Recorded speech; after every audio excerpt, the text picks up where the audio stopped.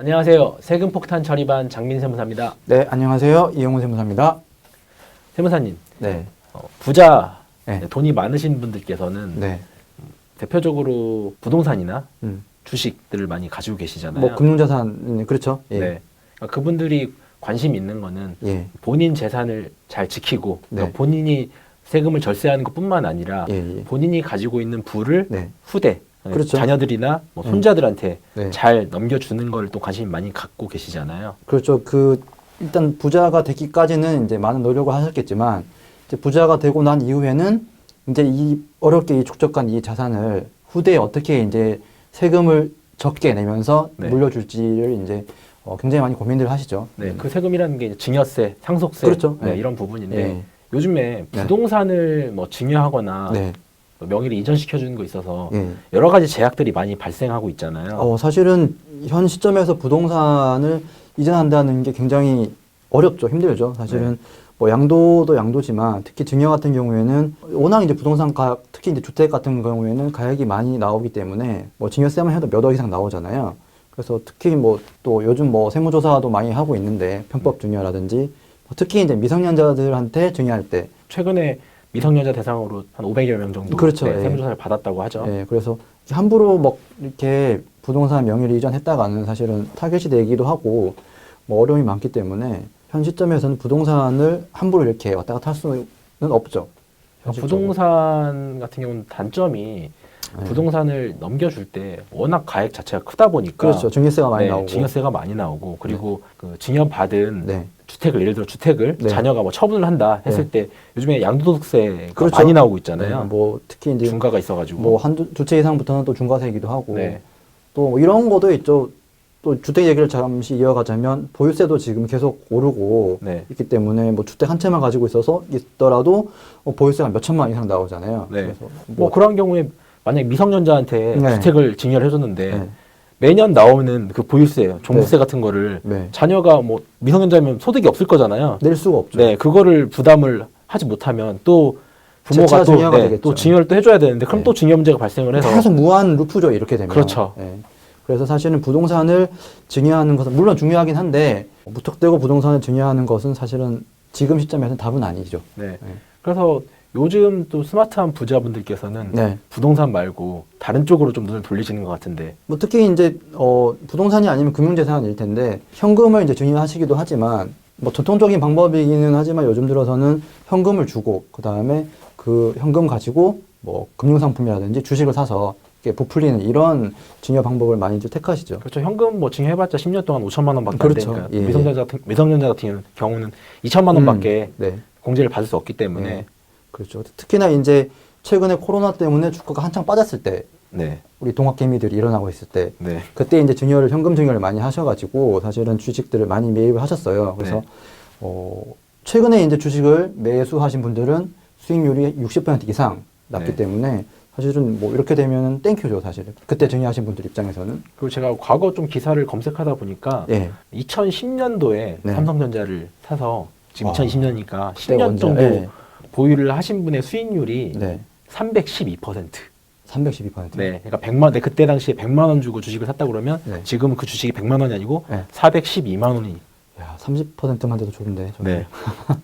어. 그래서 네. 스마트한 분들께서는 요즘에 이렇게 자녀한테 네. 현금을 증여해서 주식을 취득할 수 있는 예. 자금을 증여를 해서 그걸 네. 토대로 네. 자녀 명의로 주식을 사주는 거죠. 그렇죠. 근데 이제 그 방법은 좋은데 또 이런 질문들을 하시는 분이 계세요. 만일에 할아버지가 손주한테 이제 현금을 증여했어요. 네. 근데 이제 손주 계좌에서 주식을 샀지. 근데 한 3배, 아까 세무사님 말씀하셨던 300% 수익률이 났어요. 그렇게 되면 그 차익에 대해서도 증여를 보는 게 아니냐라는 질문들을 많이 하시는데 그렇죠. 예, 답변을 좀 해주실까요? 네. 그래서? 세법 증여세법상에 네. 재산 취득 후 재산 가치 증가에 따른 이익의 증여라는 규정이 있어요. 있죠. 예. 네. 이 규정은 뭐다 적용되는 건 아니고 네. 사유가 네. 크게 두 가지 사유가 있는데요. 네. 예를 들어서 뭐 토지를 증여를 했다. 네. 이러한 경우 뭐 개발 사업이 시행되거나 네. 아니면 형질이 변경된다. 그렇죠. 네. 이러한 경우는 지가가 올라가잖아요, 일반적으로. 네, 네. 예. 그래서 이러한 경우에 네. 그 차익 부분에 대해서 네, 네. 증여라고 과세를 할 수가 있고, 네. 그리고 비상장 주식이 네. 상장이 되면 또 그렇죠. 주가가 확 뛰잖아요. 예, 예. 이러한 경우에 예, 예. 증여를 봐서 과세를 하는. 또 사실은 뭐 토지도 그렇고 예를 들면 비상장 주식도 그렇고 비상장 주식이 상장되면 대부분은 가치가 상승할 거기 때문에 네.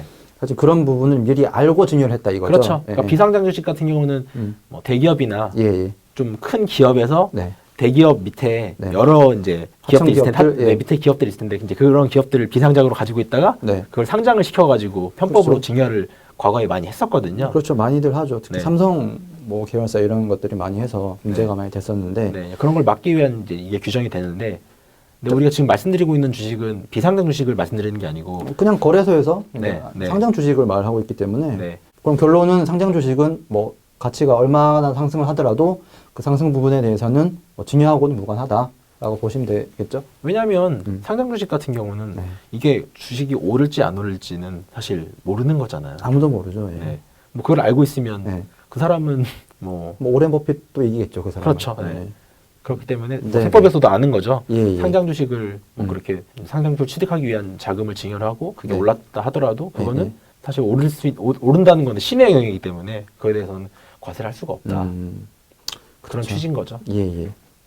그럼 앞에서 네. 저희가 처음 시작 부분에 부동산 증여를 했을 때 네. 문제점에 대해서 좀 말씀을 드렸잖아요. 그러면 네, 네. 반대되는 좀 주식은 예. 어떤 장점을 가지고 있는지 좀 간략하게 좀 얘기를 해주시면 좋을 것 같아요. 사실 이 주식이라고 하는 것은 그 증권 거래세를 제외하고는 거래되는 세금이 없죠. 물론 이제 대주주에 해당이 된다고 하면 양도소득세가 발생하겠지만 사실은 단번에 대주주가 되기는 쉽지는 않죠. 지금 그래도 금액 요건이 있기 때문에 네. 사실은 현실적으로 대주주에 해당되시는 분들이 그렇게까지 많지는 않을 테고, 물론 이제 대주주 범위가 계속 축소되고 있고, 얼마 전에 나온 기사로는 뭐 2023년부터는 모든 주식에 대해서 이제 양도소득세를 과세한다고 하는데, 현행세법에서 네, 현행세법은 뭐 대주주 되기가 그렇게 녹록지는 않고요, 사실. 네. 그런 점이 있고, 그 다음에 뭐 매매 차익에 대해서 세금이 없고, 그 다음에 또 주식 가지고 있으면 배당을 받을 수가 있잖아요. 네. 우량한 주식들 같은 경우에는. 네. 또 매년 또 배당받는 재미도 쏠쏠하기 때문에 네. 사실은 많은 리스크를 떠안으면서 부동산을 증여하는 것보다는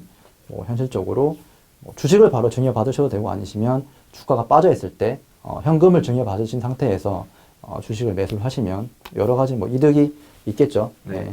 물론 뭐 주식이라는 것도 떨어질 수도 있지만, 그렇죠. 그 리스크는 있긴 하지만. 일반적으로는 주식은 오래 장기간 우량주는 보유하고 있으면 가격이 오르는 게 일반적이기 때문에. 존버. 그렇죠. 그러니까 네. 자녀한테 미리 증여를 해서 뭐 그렇죠. 자녀가 예를 들어서 뭐 나중에 대학교 갈 때쯤 쓸 수 있는 학자금을 그렇죠. 미리 마련을 예, 예. 해놓는 용도로 맞습니다. 많이들 사용을 그래서 하시죠. 뭐 이제 자녀분이 어릴 때부터 조금씩 매수하시면 사실은 뭐 결국에는 우상향하는 그래프를 그릴 거기 때문에 네. 이상한 종목 빼고는 사실 좀 그거를 좀 활용을 잘 하셨으면 좋겠어요. 네. 그래서 뭐 이제 미성년자 같은 경우는 네. 우리가 증여세를 안 나오는 범위가 2천만 원이죠. 네, 10년 동안 2천만 그렇죠. 원이죠. 10년 동안 2천만 원이고, 사실 뭐 성인인 경우에는 이제 5천만 원으로 늘어나지만, 네. 그래서 뭐 연령대에 맞게 미성년자일 때는 2천만 원까지만 이제 현금을 주셨다가 성인이 되는 순간 또 3천만 원 추가를 할 수 있으니까 네. 그런 뭐 방안도 조금 단계별로 네. 고려하셔도 좋을 것 같아요. 네. 오늘은 주식 취득 자금에 대한 증여 문제에 대해서 말씀을 드렸는데요. 네. 뭐 이 부분은 사실 크게 어려운 부분은 아니지만 그렇죠. 그래도 우리 네. 충분히 네. 뭐 누구나 다 이용할 수 있는 부분이기 때문에 그렇죠. 이 영상 보시고 예. 이거 참고하셔가지고 네네. 많이들 좀 사용을 하셨으면 네, 좋겠습니다. 활용을 많이 하면 사실은 이 주식이라는 게 나쁜 건 아니고, 네. 사실은 이제 경제 생활을 하면서 특히 주식에 좀 관심을 많이 가지시면, 네. 뭐 주식 투자를 하라는 말씀은 아니고요. 뭐 경제적으로 사회적으로 또 많은 관심도가 생기기 때문에 여러모로 또 증여도 하면서 또 부풀릴 수 있는 자금을 그런 방안이 될 수 있으니까 활용을 잘 해보시는 것도 좋을 것 같습니다. 네. 오늘 영상은 여기서 마무리하고요. 네. 저희 영상이 도움 되셨으면 네. 구독, 좋아요, 알림 설정 네. 부탁드리겠습니다. 부탁드리겠습니다. 네. 지금까지 세금폭탄 처리반이었습니다. 감사합니다. 감사합니다.